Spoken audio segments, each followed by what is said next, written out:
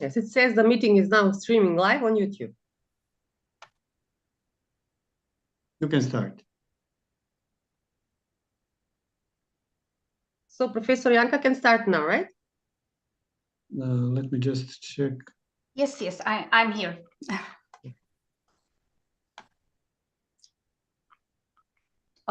Thank you, Maria, for the introduction. Before we start, I wanted to express my great gratitude for the nomination. It was a huge surprise for me, so it is a great honor, and I'm looking forward to our activities and cooperations, and hopefully I can contribute as I can.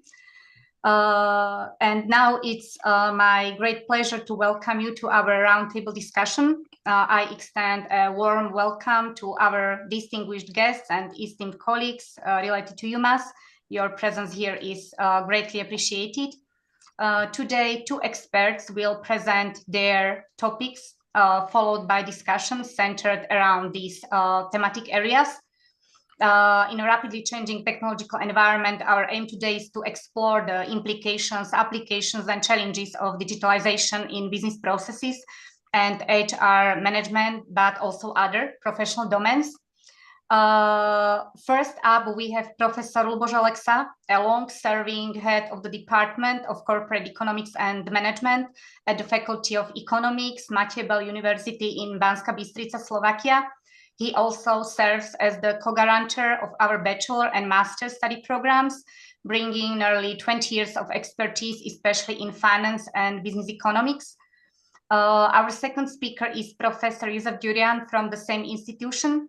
In addition to his rich academic background in HR, he served as HR Director of the Central Office of Labor, Social Affairs and Family of the Slovak Republic, and was a key member of the top management of the social insurance company and also head of the local branch of the social insurance company in Banská Bystrica.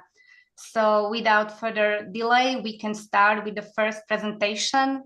Lubos, the floor is yours. Thank you very much. Everything seems correct. May I ask you? Okay, so the presentation is visible. Fine. Thank you very much for this opportunity to share a couple of words and ideas of mine with such a prestigious group of people. Dear professors, dear members of the boards, dear colleagues and guests, it's my pleasure to present such a complicated topic like is the digitalization. It's very, very huge as to the content. I hope that I targeted the right parts of this topic so it wouldn't be boring for you, and I preferred examples in different business processes, so maybe to present the background. What will be the main focus of mine? I don't like definitions so much, so I would like just to use one and then to continue with the basic components where the digitalization in previous years was the most significant, including the driving forces and what it brought to us. At the end, if being in time, I will present just shortly something from Slovakia about the current status and the expected future paths which we may follow. So as to this definition, I like the shortest and maybe the most significant one, that the digitalization is the whatever use of technology in order to make the things better in the way to simplify processes or to improve the business models of companies. Of course, this term is many times used as a synonym with digitization. In Slovak language, exactly, we have one term for both these two terms. So therefore, there are many times interchanged. On the other hand, I may state that the digitization is just the first step of the whole process. Digitization is something we had here. It is getting in intensity. It's questionable when we will find the new stage of its quality and intensity, because every day is quite new and different in this topic. Digitization is more about the data, how to make analog to be digital. digitalization is more about improvements. So this is maybe something which IT guys are usually distinguishing as IT enabled, because such a support is here for 30-40 years, so it is not new for us. But there is still the question how the companies are being transformed in order to utilize all these IT instruments to be fully or just partially digital, not only as to the processes, but also as to the product or to the service. There are many contexts in which this can be examined. I'm very curious what will be your contribution in the areas maybe I will not have time to get deeper into, because these layers of digitalization are really, really questionable. For example, when I was doing very sophisticated literature review, I found out that still business and management papers prevails, having almost 30% of all the science done in this area, while the engineering and IT papers are a little bit lower, having just about the 10%. Something in between is the sociological examination. So each of these aspects is very, very specific, asking for specific expertise, and is differently connected even with the past development, because the previous digitalization efforts were still about the interaction of humans and technologies. Of course, I don't want to speak more about the history. What is true is the fact that the life cycle of each technology is shortened, and still a new applications are being invented. So the technology itself is maybe not so new every time. Even the artificial intelligence was here for more years than just the last one, which we maybe saw as the most emphasized. But what is new is the application in the areas where it was not so common previously, and we will see what will be the continuation in these processes. I will come back maybe to this context at the end when speaking about the drawbacks and benefits. But as I said, I would be very, very happy to see your own expertise maybe in the fields I will have not time to specify so much. In case of components, about the data, about the digitization I was speaking about, this is something we were used to, even though now we are watching maybe new era in the way that we are trying now to catch and to understand wholly new data about the processes we were maybe not so aware of, mainly because of the developing technologies, sensors, robots, drones, mobility, whatever is bringing us the flood of data, and their amount is exactly exceeding the human ability to understand them. So therefore, these stages following this step as to the insight and as to the action is something we want to automate as much as possible in order to replace even boring and also activities which we are not able to capture. Human brain is having certain limits, and thousands and millions of figures is something we don't know how to follow and how to interpret or visualize.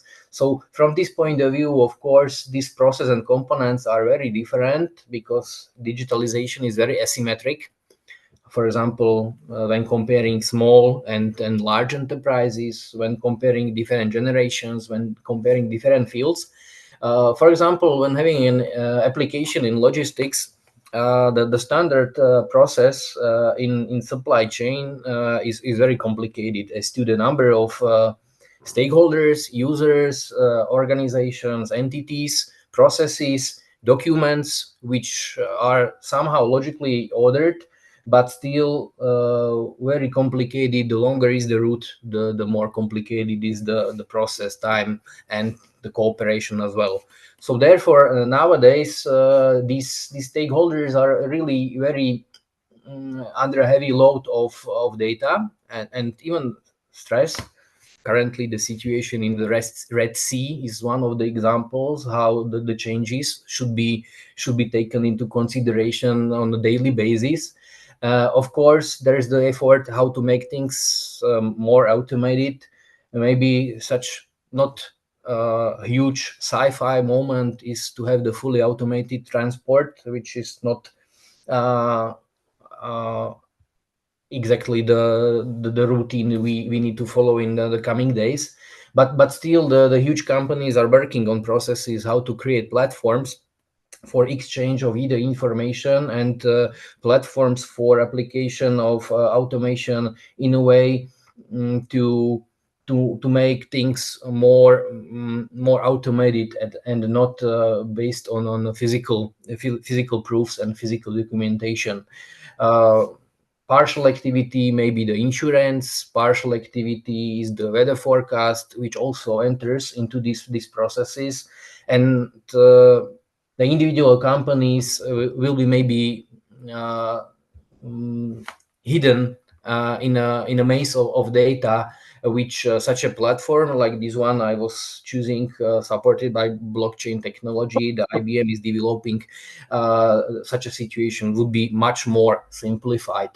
Another example, certainly very famous to you, is the application of whatever automation in marketing. Specifically, I've chosen the example of chatbots, which are also, when following the standard components, also following these steps in order to use the data, either prepared in advance or data gained as a historical experience when interacting between humans, later interacting humans and robots, and trying also to implement possible language models in order to make that interaction once again more automated. So certainly here the situation is a little bit different than was the logistic, and certainly different that would be the accounting. I will maybe mention in a couple of moments. So these are just two examples where we can observe the way how even the chatbots changed in last 5 years, since quite passive response up to quite creative, up to virtual assistants. We can speak about whatever issues and having advices, not only customer care as we were used in case of e-shops or e-commerce.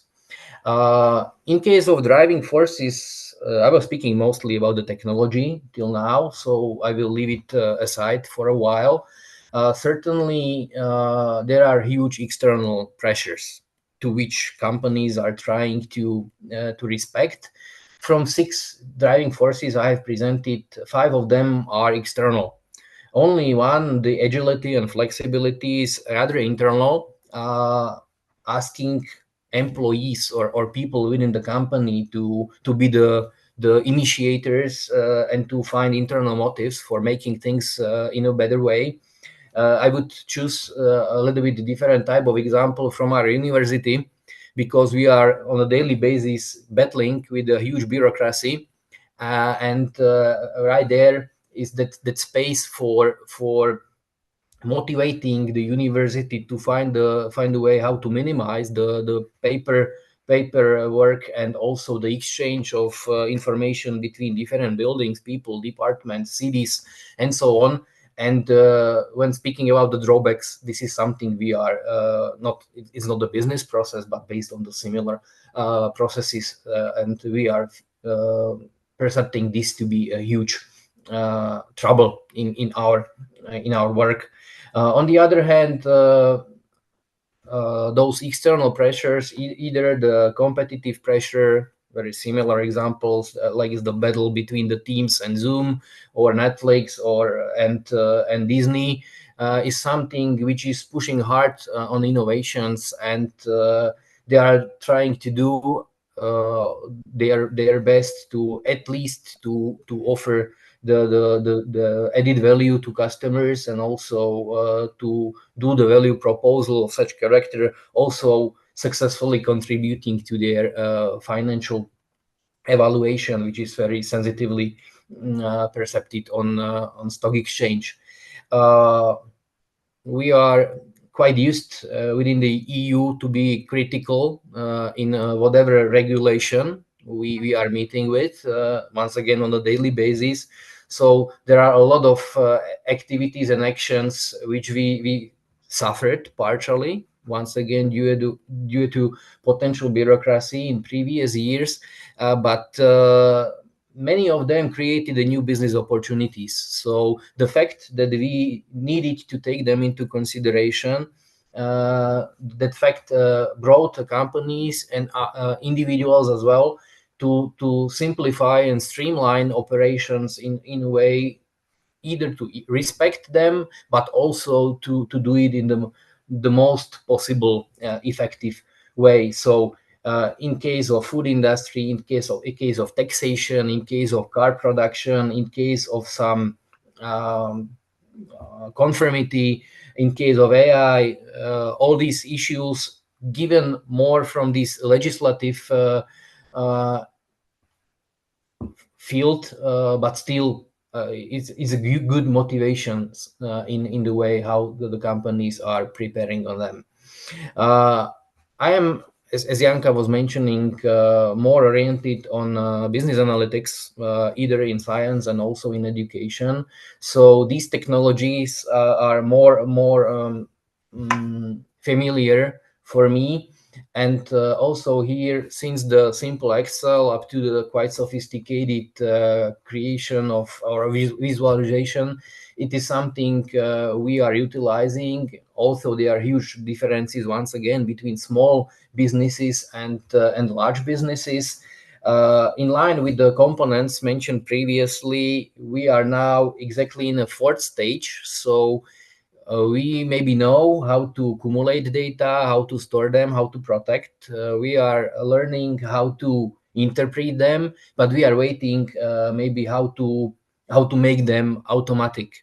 So the deployment in these and following years would be not only about the AI as the basic engine, as the basic generation of ideas, pictures, videos, but it would be, or it should be, about the integration of these new technologies into existing either marketing on financial systems and platforms. And as I said, the massive inflow of technology is changing the life since the speaking fridge up to the wearables we are using on a daily basis. There are a lot of examples in these fields, which maybe to a common people look like magic, because the understanding of these technologies is very, very complicated. To use them, it is easy. To understand, it's more complicated. Maybe in this meaning and in connection to this interaction between the technologies, infrastructures, and the way how to analyze and also understand, another example from different business process might be the accounting. I'm not an accountant personally, but I was forced to confirm, because in data science and in analytics, it is necessary to understand how these data came into existence. So also here we were used to utilize a huge bureaucracy and the paperwork. One way or one side is to make the text or numbers to be digital. Another stage is to share them with other stakeholders, and another step is to process the data. But certainly now we are once again in the fourth stage I mentioned. So the systems are now prepared to understand already digitized data received either from a company itself or its suppliers and customers. And it's still in process and in preparation to make that additional layer, how to interconnect these data with next steps in automation up to the taxes, up to the management and forecasting. I would like once again mention the Slovak case. We are having a really complicated accounting system, and also the tax legislation is very complicated. So I'm personally very curious how such a system, intelligent one, could solve these processes. Because one way is to follow the legislation and do things in appropriate way, but somehow the companies are losing the opportunity to be quite speculative. So they are losing some options to optimize certain flows, which currently the legislation and the paperwork was giving them. As to the benefits and threats, we may maybe discuss later because it's the agenda for a very, very long presentation. So once again, maybe I will come back a little bit to finance, maybe to have just one example with the data. To automate accounting, it means exactly to make things at least 20 and more times faster. The larger is the company, the more benefits are taken from this automation, followed by additional savings in costs, saving in time, and also more optimized liquidity management, or also that forecasting, which is suddenly also applied in warehouse management, also in case of a relation between the customer and supplier. And therefore, just this example is maybe enough to see a certain disruption which we may see. On the other hand, I still think that when IBM does something like this, it has huge savings. When a small business does something similar, it depends on the situation, it depends on activities it is realizing, and also how repetitive are actions such a company is doing. I used disruption of habits in both of these columns as a benefit and threat as well, because I am not a pure fan, and I'm not a pure critic of technological innovations, but still I think that certain habits are maybe not necessarily digitized. Why? I still think that humans should become humans, and therefore many times certain activities should be really be left on personal level, either in communication. Many times the COVID times brought this first experience that how we transformed lives and which consequences it had. On the other hand, certainly it has a huge benefits because as I said, this change in habits, either from managerial point of view, my colleague will be maybe speaking more about these interactions, and also the savings in time, in duration, in processes are certainly not neglectable, and therefore I don't want to look like to be not welcoming this opportunity, but even in my field, I see that certain issues maybe might be left for humans to be solved. What about the future? I didn't mention production processes till now, so maybe the last example I will use will be the challenges in production, and specifically to mention the servitization. One reason why to expect something like this is the fact that certainly the huge competition battle is forcing companies to find the new sources of cash, and also to diversify the portfolio of activities. And to use a proper example, maybe I would choose the automotive industry, because in Slovakia we are speaking mostly about this, and we are somehow proud, but also preparing for some drawbacks connected with changes in the way how the cars are produced. And I have chosen the example of Deloitte analysis and forecast what would be and what could be the change in the in a value chain of car producers. I mean, final car producers.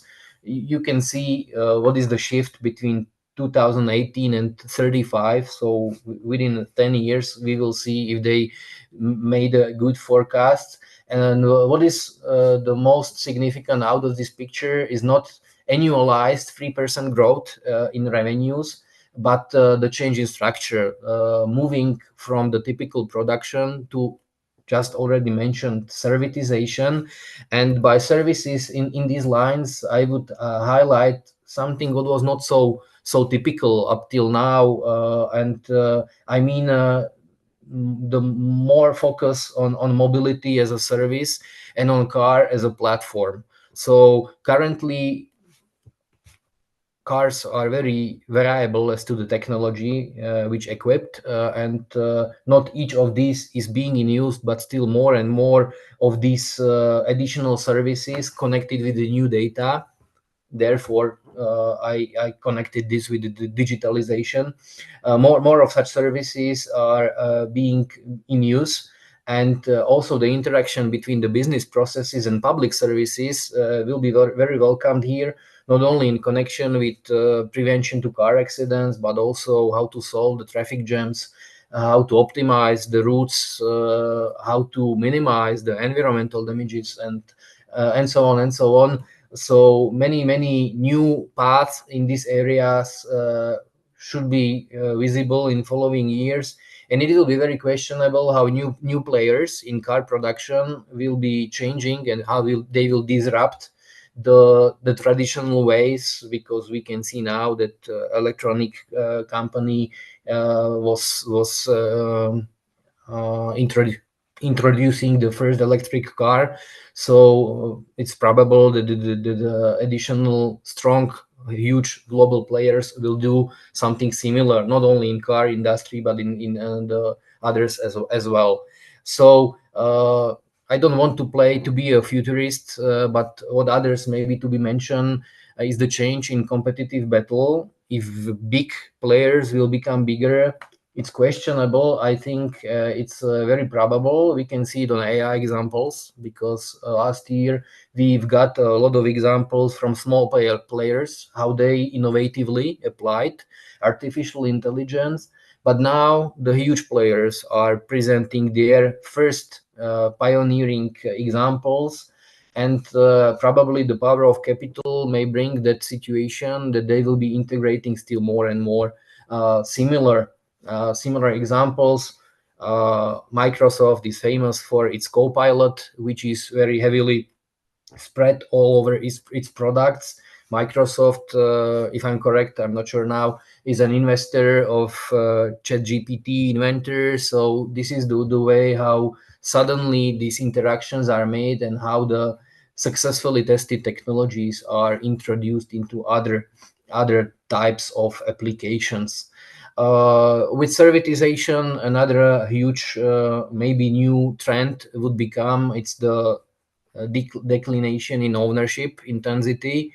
The car is one of such examples, living is another, holidays another. So this is not so much about the business processes, but the businesses are reacting on these situations, and the younger generations are very innovative in this, and also having other different characteristics which makes them to be more welcome according to the new technologies. So this is something which is also disrupting the way how exactly even the segmentation is made, and how the companies are trying to penetrate this type of markets.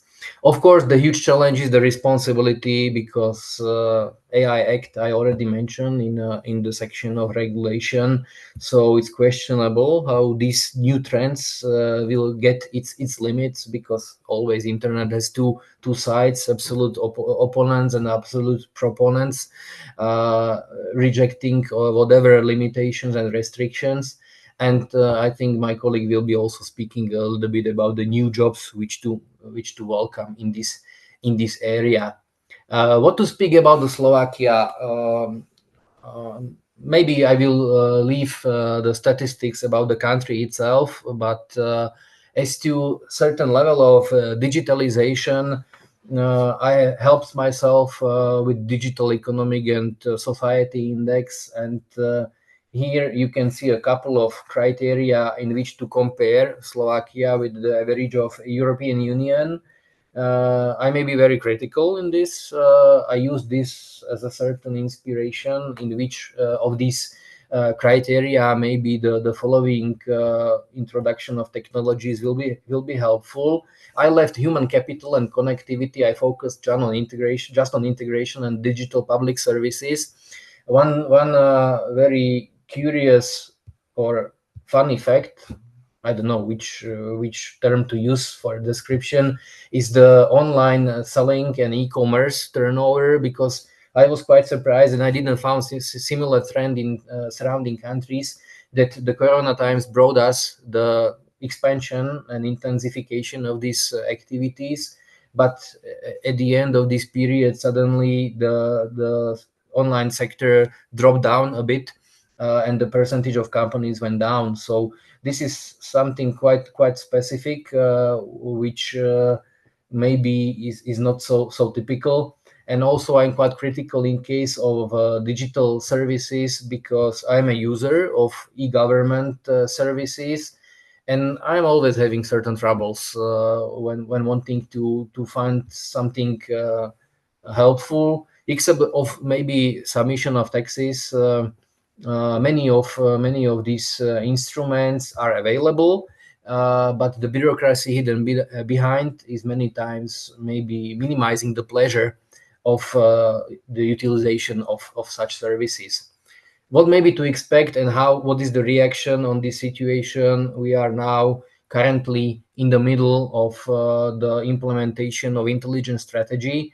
I've chosen 3 domains in which just the digitalization is more visible, or the most visible. And here you can see that what will be the main target, in which the new financial support from the national sources and also within available additional funds will be concentrated. The timetable is between 2021 up to 2026. So therefore I said that we are in the middle, and we as a university are also very not absolutely ready, but we have many ideas how also to utilize this opportunity, because it offers us the opportunity how to build the infrastructure and also how to support the scientific activities we were doing up till now.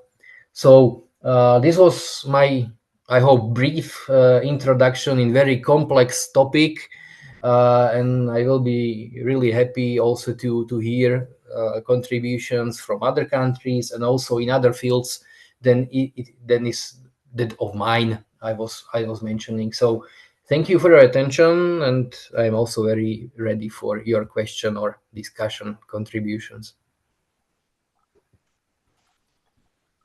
Thank you very much, Lubos, for your very interesting and complex presentation.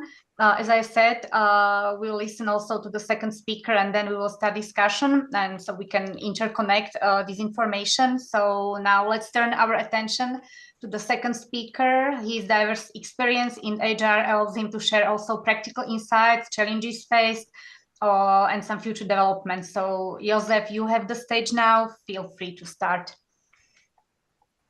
Thank you very much.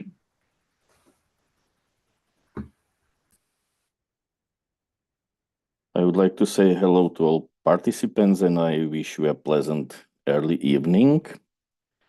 I hope my presentation is visible now.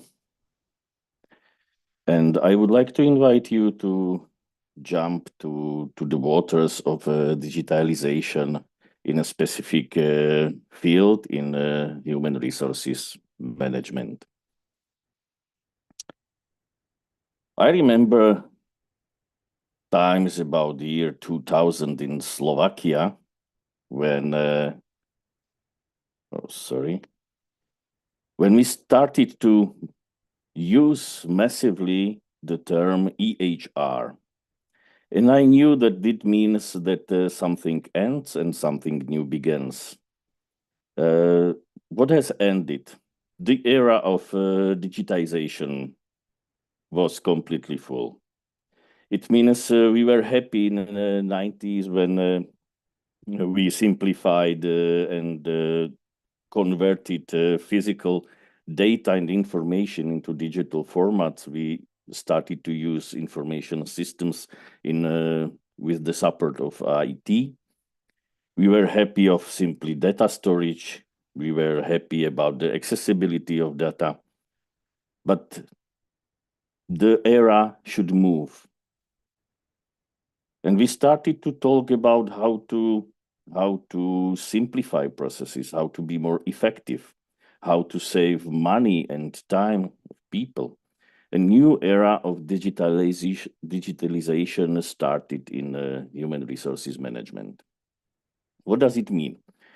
We upgraded information systems. to so-called self-service information systems. The aim was to save a lot of time to HR administrators. We started to apply digital platforms for employee training and development, and so on. We started with automatization of processes. We converted the use of paper to digital field. Of course, we are not at the end. We are still in the process of digital transformation of businesses and companies. According to report of Airslate company, 70% of HR managers report that still HR people used to spend from 5 to 12 hours per week of manual paperwork. So automatization of HR processes is still in place.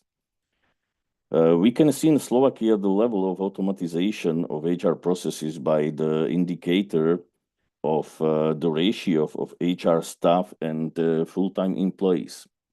We can still find in Slovakia companies with the ratio of 1 HR professional per 80 employees. On the other hand, we can find the companies with the ratio of 1 HR professional for 300 full-time employees. And the difference is rooted in processes automatization and digitalization and the use of new phenomenon of artificial intelligence. We can see in the report of PricewaterhouseCoopers called Future of Recruiting Survey that 49% of applications tend to reject job offers due to poor interview experience. The lack of real-time response is the reason behind this consequence. 35% of companies are interested in adopting automatization to hire and to adapt and train employees. Artificial intelligence enable the use of chatbots, and it is a helpful aid and the increase of candidate confidence about the decision to onboard the company. Chatbots are now becoming more powerful components to shape how candidate can get the queries resolved about an organization during a hiring process, also during the onboarding adaptation process, and finally training for a specific job position in a company. So HR processes is the one focus of HR professionals. Of course, the digitalization in general affects the nature of work. That's why HR professionals should focus on identification what happens on the labor market, what is changing in the world of work. Artificial intelligence could replace the equivalent of 300 million full-time jobs. It is written in a report of Goldman Sachs Bank. It could replace a quarter of work tasks in United States and Europe. But on the other hand, also it is an opportunity for a new jobs and productivity increase.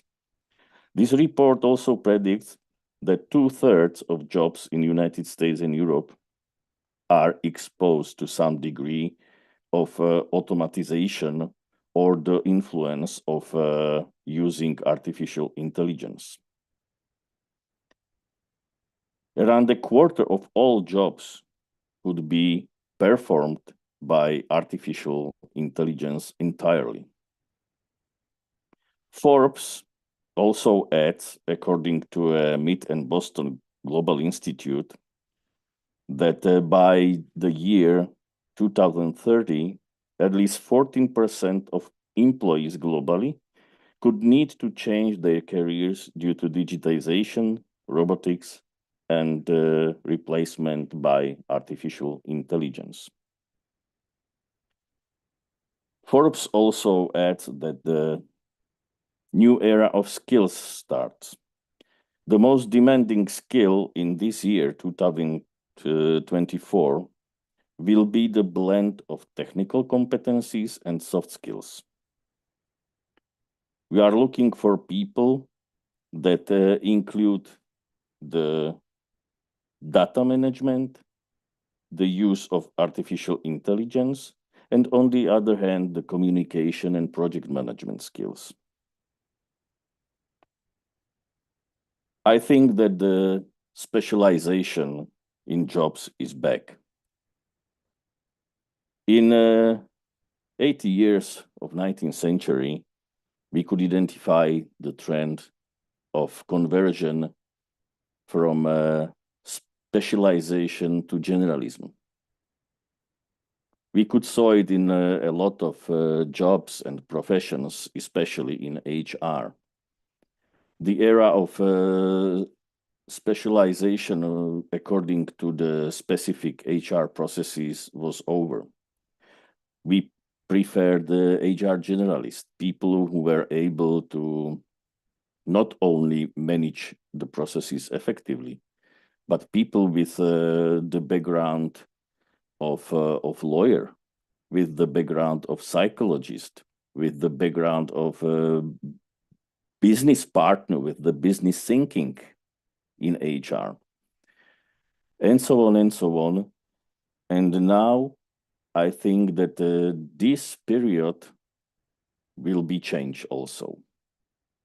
Due to the demand of specific skills, we will start looking for specialists in a specific area. So what is the role of HR? On the one side, to identify how we can be more effective, more productive in HR processes. On the other side, to identify what happens on the labor market. And according to the mix of these components, prepare changes in digital transformation in the field of HR that will be communicated to people and successfully applied to become new digitalized business. Of course, it is not so easy. There is a lot of barriers we can discuss about the implications of digitalization, about the artificial intelligence and its use in our lives. That's why I would like to mention some dilemmas and some myths that we use in thinking regarding to digitalization. As a business consultant, I saw a lot of companies tending to set commitment of investing into digitalization projects. A lot of companies stated in strategic and business goals to run and implement the project of the digitalization to be better, to be competitive, to reach the higher performance, and so on and so on. But I was always asking, and what is it good for?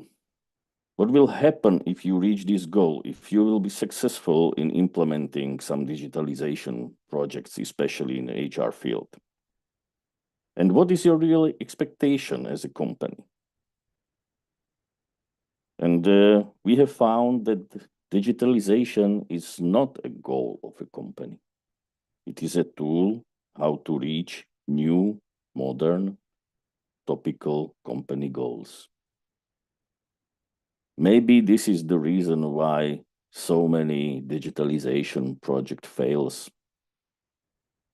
I saw some report with the fact that almost 60% of digitalization projects are not completely successful.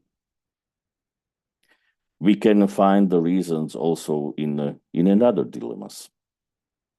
Our expectation in general that the digitalization saves money. Okay, on the one side, we are able to count all costs for the project, of course. But what is on the other side? It is not so easy to identify what is the return on this investment. Maybe we could talk about the results of cost-benefit analysis. What is the fact that HR people says that every year there is almost 30% increase of investment into HR workflow digitalization. Okay, and I have to ask again, what is on the other side? What are the benefits of this investment? I have one example. When I became a member of top management of social insurance company in Slovakia, I was responsible in 2020 for creation of new strategy development of social insurance company. Almost all goals and activities in this strategy were related to digitalization and automatization.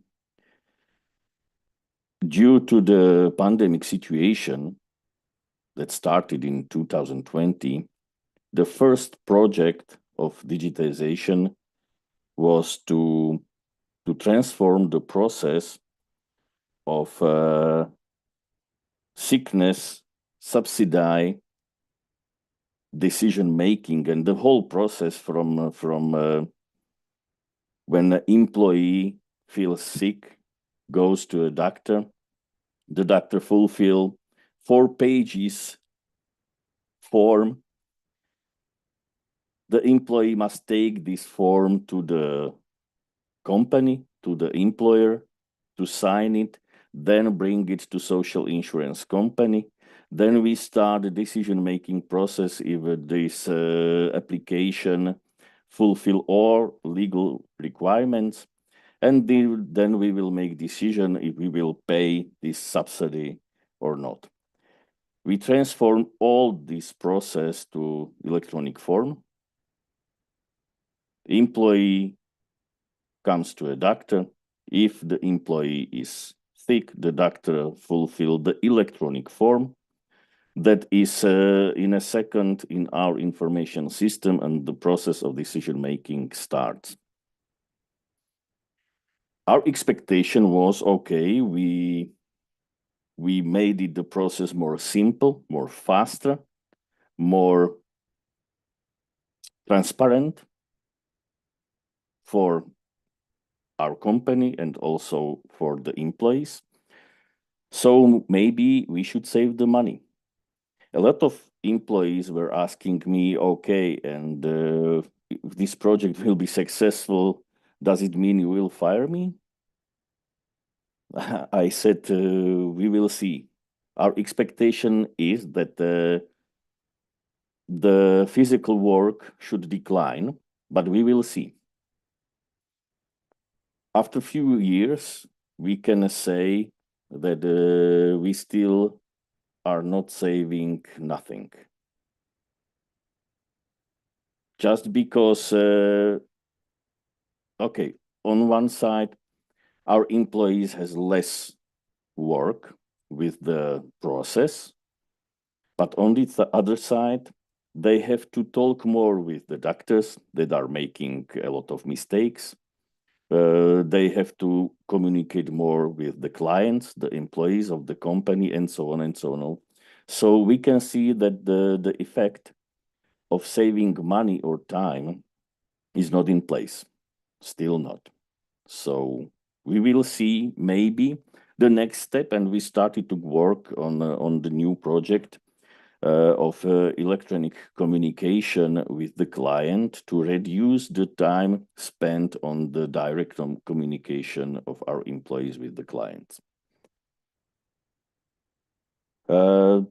Okay, let's move to another dilemma.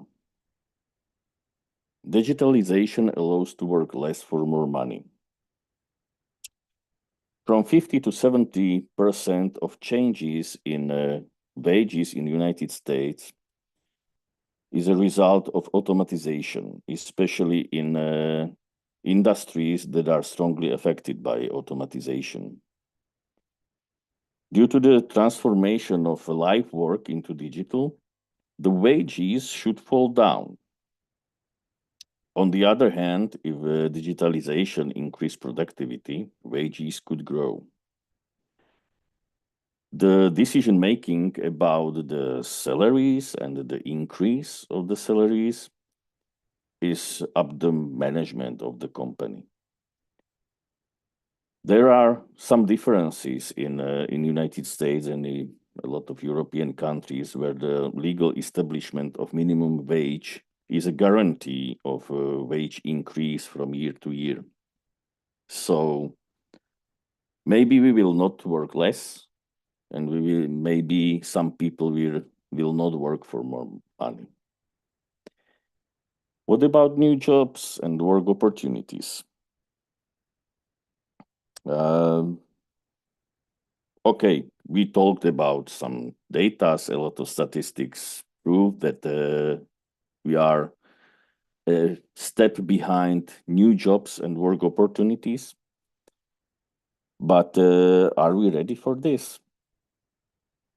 Because I think that the digitalization is still not about the total job. We used to digitalize usually specific operations. That is the reason why we cannot convert life work of people by robots and by artificial intelligence. And also there is a question of work dehumanization. Any step to conversion of life work into digital, we dehumanize the job. What will be with the people? I think the social networks and the communication on these networks is not a compensation of this phenomenon. And finally, what about the distance work? Of course, distance work is a buster for digitalization. As consulting company McKinsey states, more than 9 million of US workers left their jobs in 2021. They did this decision according to the unwillingness to return to the stone office, and they rather choose to work remotely and work for not full time, but for 2-3 days. This is just because there is a strong rationality. They save the hours of transportation, for costs of transportation, and so on and so on. At the end of 2021, 20% of all jobs, it is nearly 20 million of jobs, have already transitioned to remote setting, according to the report of Letters Incorporated. So finally, digitalization is here, is a part of human resources management. It is a part of society evolution. The effects are individual, from sector to sector, from company to company, from job to the job. The role of HR professionals is to drive the change with the business focus and with the customization according to the conditions of each company. Thank you very much, and I'm open to discussion, and I would like to thank to the opportunity of participate in this meeting. Thanks.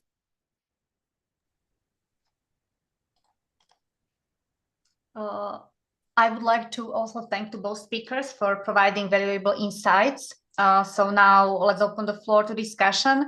I've prepared 2 questions, but since we have maybe 10 minutes, maybe it will be better to leave this space for the colleagues who would like to ask their questions, share their experiences or comments on the discussed topic. So yeah, I'm opening the discussion.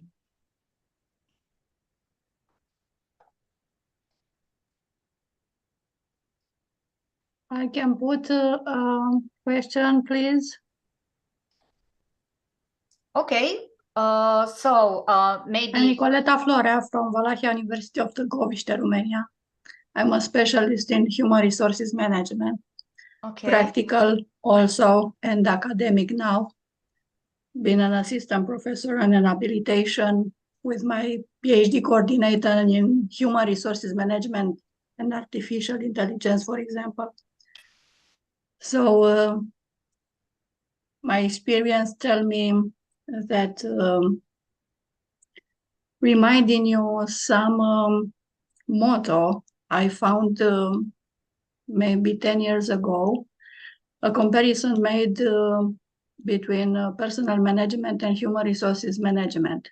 And the motto said that the difference between the 2 of them was a new bottle of wine with a new label. I hear about AI HRM is only a tool, is not trying to replace the human resources because it is unique due to his skills, or Professor Durian is not trying to replace, to be just an extension. So my question is, if the old personal management was just a bottle of wine and the new HRM is a new label, what about EHRM and HRM, according to what the professor said? I think it is not new label. There are significant changes in HR professionals' practice. We can see it now on the recruitment process, for example, where artificial intelligence is searching on social networks to identify the possible candidates for new job positions. Also, the artificial intelligence is able to make a diagnosis, to identify the XEOs of these candidates, and to provide HR professional with the complete information about the candidate. And I think this is example of completely a different process than it was before. We can talk about the era of personal management, we can talk about the era of human resources management, the typical recruitment and maybe more selection methods where interview, assessment center, and so on, to increase the validity of the process. But we are challenging completely new processes, new approaches, new methods. That's why I think that I am not on the side of criticism. I think that it is not new label on the old bottle. I think this is really the beginning of something new. Thank you. Any other comments or insights on the topic?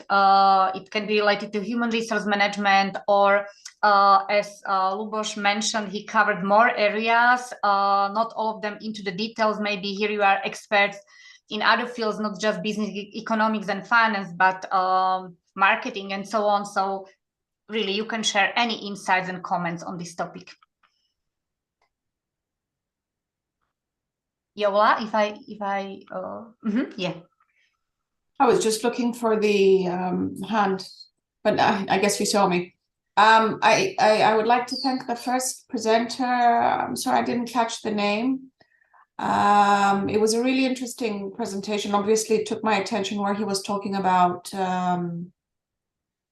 the marketing aspect. And I have to admit, I don't know, is he here? Because I can't see. Or Yes, I'm here. Lubos Alexa is there. Yeah. So it's nice to put a face behind. I have to be honest with you, but when you said digitalization versus digitization, it just clicked to me that, oh, these are two different words. So that's the first thing I learned from your presentation, which thank you very much. But I think I also probably use them interchangeably sometimes, which I guess is wrong, right? Because it's two different things. But it's very interesting to see what's happening with marketing, with digitalization taking on, and what is extremely interesting to see, especially in marketing, is that I think, like you said in one of your slides, that there's a very, very rapid development in the digitalization and the adoption of digitalization, especially in marketing.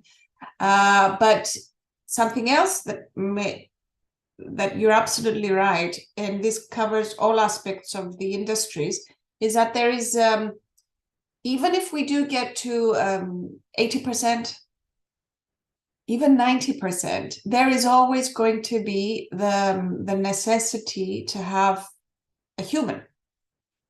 Like, you get into a chatbot and then it's stupid answers you get, right? Because it's never personalized, it's never customized, it's always, and the frustration. So even more so in marketing, where the basic principles of marketing is, customer satisfaction and customer relationships, you cannot have a relationship with an AI. So although there is very good potential for integrating and digitalizing a lot of processes and procedures and so on and so forth, I think what sometimes is scaring people is that it's going to take over, or it will never take over, especially marketing. I don't know the other the disciplines, but especially marketing or anything else which you need a person and relationships and even critical thinking. Sometimes I don't know if, ChatGPT doesn't really think very critically, for example. So it was a very, very interesting presentation. So thank you for that. And I think it has a lot of potential for further research. So let's work together. Thank you very much. I would like maybe also emphasize one more feature, which is also some certain interconnection between marketing and human resources, because all these instruments are somehow equalizing the opportunities on the labor market. Because let's say that currently even laymen in this area are suddenly getting a huge toolkit for their realization as graphic designers, the blog writers and so on. So all these specific application which up till now were more focused on expert area, on people having certain expertise, now suddenly maybe the web page creation and also the graphic design is a good example, because suddenly they are having a huge chance to do things they were never able before. And it's questionable how that fourth stage will then turns out, because they will have the instruments for realizing themselves, and it's questionable how to put it into practice then, because currently now everybody has the chance to create their own chatbot. Of course, it's questionable if of the same quality as experts, but still that chance exists there. So even this will have like the prompt engineers, the new jobs will be there, maybe even to integrate that criticism into the chatbots or the chat GPT as well. So it's very exciting and interesting what will be the next step in this development. And the final thing I wanted to say, but because looking at AI, by the way, is it Lubos? Lubos is your first name. Could you connect with me on LinkedIn, please? If try and find. Yeah, of course. But the other thing which I think I wanted to share, because I heard it the other day where I was talking with a colleague about how great AI is and how great ChatGPT to make something great if you use it correctly. But there's a lot of resistance, especially at universities, And then it was, there was a lot of resistance when people, when calculators were introduced. And they were like, no, this is terrible. It's going to make people stupid. And no, obviously a calculator can do certain things, and it can make certain things much faster, but it will never replace the human mind. So I very much like, I think this is a great topic for EUMMAS as well, to look into how digitalization and artificial intelligence is moving on since 2015, you said. So thank you. And I'll stop here. Maybe anyone else has a question. And it is also the challenge how we should maybe enhance and shape digital skills of students at the universities for their future jobs. Maybe we don't know for now, or we know, but the question is how they should work. And also marketers, since I'm from the field of marketing too, Jola. So I know the company, and they had content marketers, and they adopted AI tool that helps to write the texts, the blogs, and whole content. So now they don't need two of them, but just one who serves more as an editor. So he's using prompts, he's receiving some information, he's editing, he's doing faster, something like that. And now they don't need like two content marketers, but just one with the knowledge, with the skill how to use AI tool to make his job faster and better. Good. I'm not sure if we still have time, if we strictly should finish at 7, or there are maybe any other comments or questions. Yes, please proceed. Yes, thank you. Let me just turn on the video so you can see me. Yeah. My name is Dan Petrica. I'm one of the newest EUMMAS members. I'm from the University of Agora from Oradea. I just wanted to intervene on the specific topic of what can be fully automated and what can't be fully automated. And I think that in a lot of, besides being a member of a faculty, I also work as a researcher for a fintech, which actually uses AI heavily, and we have been using it for some years now. So it's not a new phenomenon for us. It's something embedded in our products, and I think that people always make the mistake thinking that in their specific field it's very complicated to apply AI in the sense that it will eradicate jobs totally. And you sometimes hear this expression, which has been used over and over again in the last year, especially, or last 2 years, that AI will not take our jobs, but somebody with knowledge of AI will. The truth of the matter is that AI will actually take a lot of jobs, and including in the marketing field, which I'll be honest with you, I don't know quite a lot about marketing, but I know that there are specific marketing roles. So in marketing, you clearly have data analysis or data analyst. That is a function that can be totally taken over. Or automated content creation, the content creation side of marketing. It can be totally automated at this point. Or making predictive analysis. Or, I don't know, creating and placing a CEO. that can already be totally replaced. So there is no further human input needed there. And we were also talking about the quality of chatbots. If you train the chatbots on your own data, they can respond only by using your own data. So they don't hallucinate as ChatGPT does. They don't say random information. They don't say stupid information. And this relates to something I've been hearing during this discussion related to marketing, but also to human resources, using them in some processes, maybe training processes or onboarding processes.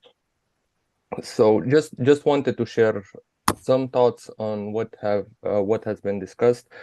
And evidently, I want to thank both our presenters and our other contributors for this very interesting discussion and their presentations. Thank you very much for your input. You are really very correct about what you are saying, that it is challenging and this would have and will have serious socio-economic consequences. And there are further discussions about if is here in place the basic universal basic income, and we will be enjoying, okay, it will replace our jobs, then we will be enjoying the free time with the creativity, or there will be a complete social disaster and a huge difference between groups of people owning and benefiting from AI and the vast majority of the population, worldwide population, with serious problems. So, but it has another perspective of what may happen. Yeah, we don't have now time to discuss this further, but it's a topic. I hope and I guess that it will be discussed, and we will elaborate on that during the conference that is approaching in Bucharest. So the topic is perfect for this discussion.